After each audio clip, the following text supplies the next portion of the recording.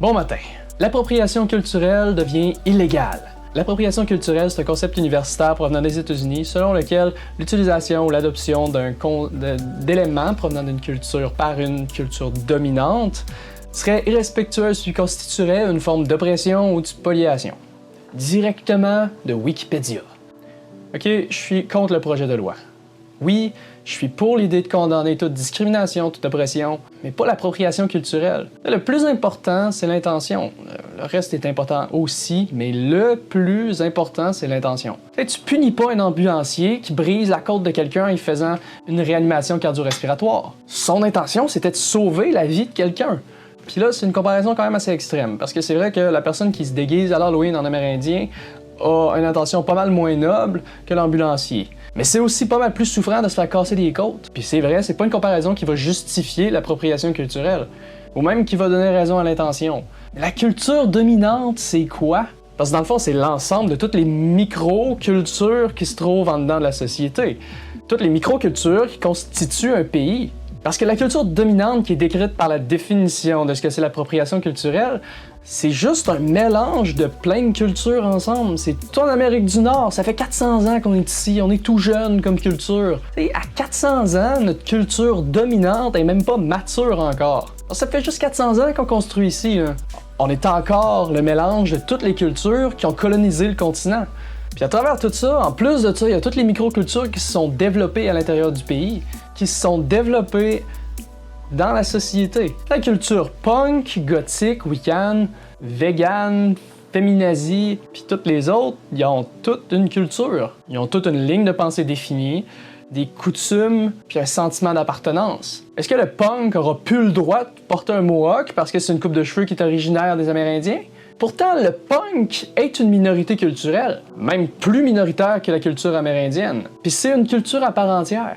Puis ça fait quand même que techniquement, la culture amérindienne est une dominante par rapport au punk. Puis ça serait de l'oppression d'empêcher les punks de porter des mohawks. Puis ça serait de l'oppression d'empêcher qui que ce soit de développer sa personnalité, puis sa propre culture, son individualité, à travers une culture qui représente en partie sa façon de penser. En fait, un projet de loi qui interdit toute appropriation culturelle par une culture dominante, qui catégorise littéralement tout le monde qui fait pas partie de la culture spécifiée, ça rend impossible toute progression de culture, parce qu'il y a une méchante liste d'objets qui est appropriée, qui est associée à des cultures.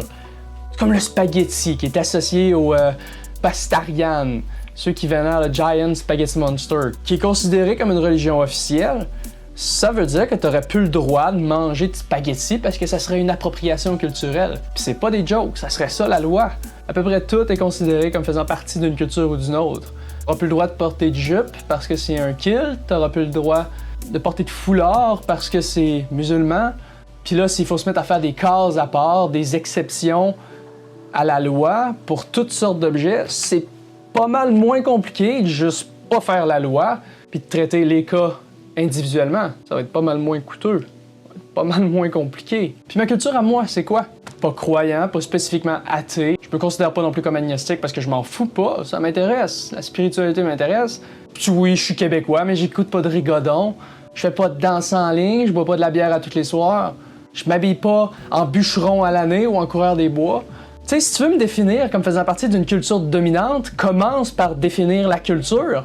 Puis je trouve ça complètement stupide comme projet de loi parce qu'à la base, ça vise spécifiquement les gens qui se déguisent en Amérindien à l'Halloween. Puis non, je comprends pas la valeur d'une coiffe amérindienne.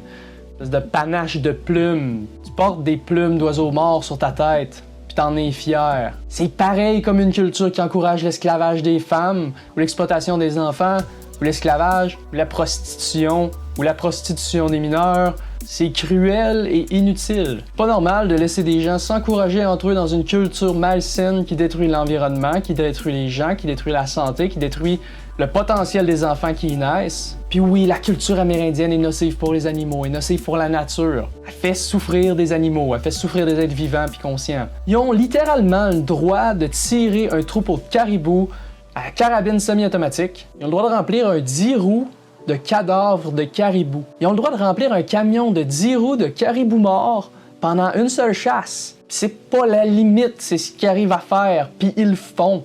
Puis leur culture est nocive même pour leur santé.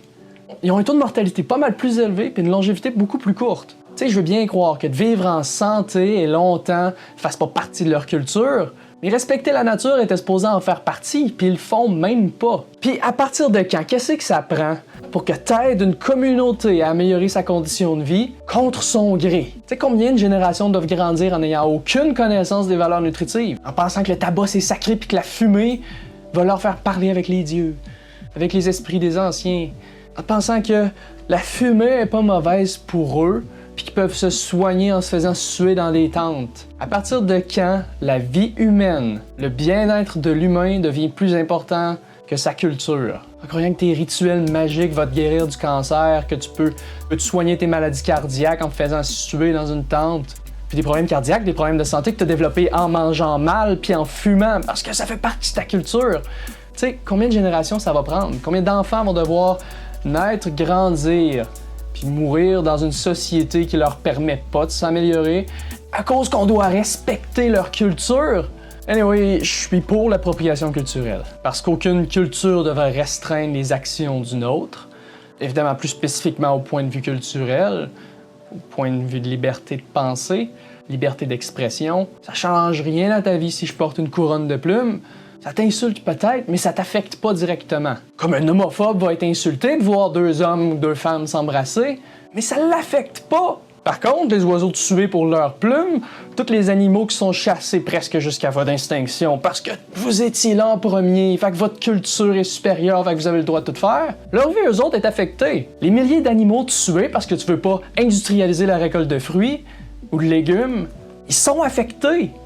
Tes enfants qui vont devoir grandir puis vieillir, fermés d'esprit puis ignorants, aveuglés par les croyances qu'a ta culture, ils vont souffrir. Ils vont vieillir malades. Je suis carrément pour l'appropriation culturelle. Ça permet la variété, le développement personnel d'individus, de groupes, la progression des communautés. Ça permet d'avoir un point de vue objectif puis neutre, puis de voir la diversité des croyances puis leur insignifiance. C'est pas un message de haine envers la culture amérindienne. C'est plus un genre d'intervention. Si ta culture fait souffrir des gens, puis des animaux, des êtres vivants, avec l'intention de faire souffrir ou mourir, ou avec l'intention d'ignorance, j'ai aucun respect pour ta culture.